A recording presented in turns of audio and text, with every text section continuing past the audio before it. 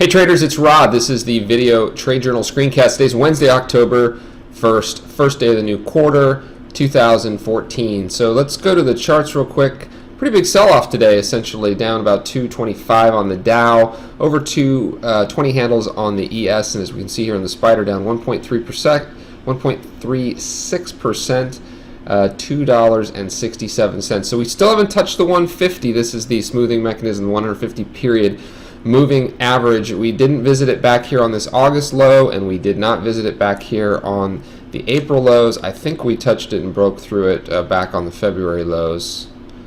Almost. I mean, got down there. So normally the heavy volume on selling would be something to be concerned about, but the pattern for the last 18 months, really in the whole surge of 2013 and then most of this year, is that the selling volume exceeds the buying volume, but it doesn't seem to matter yet. So until we get some sort of sustained heavy volume sell-off, some sort of flush, I wouldn't be too concerned about it. It doesn't really portend to what the future might hold. In fact, we have an actual little flyer on the 198 calls for this week that looks unlikely that we could get a pop back to that level. But hey, these V-shaped recoveries have perplexed us and happened for quite a while. So no real sustained bounces today. That's the overall. One of the other things I wanted to look at is TBT here, real quick.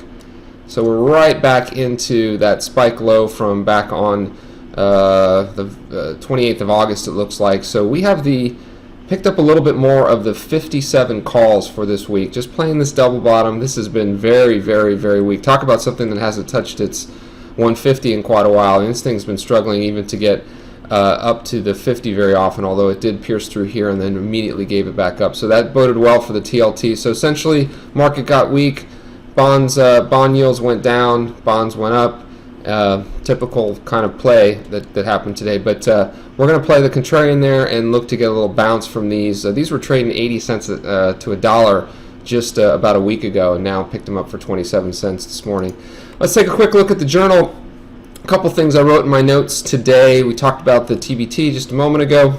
UGAZ actually back under 15. So let's take a look at UGAZ as well. We've been playing UGAZ perfectly on this pretty narrow channel that's been forming down here between the 13.5 area and a little over 16. So textbook perfect that we were talking about in the room. Had gone 11-0, 8-0, and then we made a few more trades on it, so we're 11-0, buying it under 14, adding a little bit, selling it off over 15, and then taking the rest off at 16. We talked about maybe buying some puts and shorting UNG today. Those that are familiar with me and natural gas and the Widowmaker trade, I just tend not to like to be short natural gas. It was a fine trade. You could have made money on the short side, certainly on the futures today, but we did not have a UNG put or any kind of short position. In fact, I really just put a trigger in there looking for UGAZ to go under 14 where we can pick it up again on the long side. Look at the volume that's been building in this. This ETF has certainly gotten a lot of attention over the last 30 days. It's been a hot trade to take a look at. All right, real quick on one of our options portfolios that we're going to be tracking here on the VPT summaries. What do I do here? I go right click and open a new tab and look at it there. Bam. So we actually went home kind of net long with a little bit of a long bias. You can see we have Apple calls, IWM calls, QQQ calls, and those TBT calls. So just a small size, but out in October, so we've got about 10 trading days left, 10 to 15 trading days left for that to materialize. We got stopped out of Solar City today on our long 60 call position. Talked about the solar eclipse. Everything was down today, but Solar City got hit pretty bad. I think it was down, well, it's a high beta stock, so it was in line with its beta relative to the market, but I think it was down 7 or 8%. BABA was down as well. We have a covered call on that, not a lot to do, and we're short the VIX actually. So it spiked up above 32 today on the VXX, about 17 on the VIX. We'll be looking to keep that on as a hedge in case we do get a little pop here. That tends to roll over pretty hard.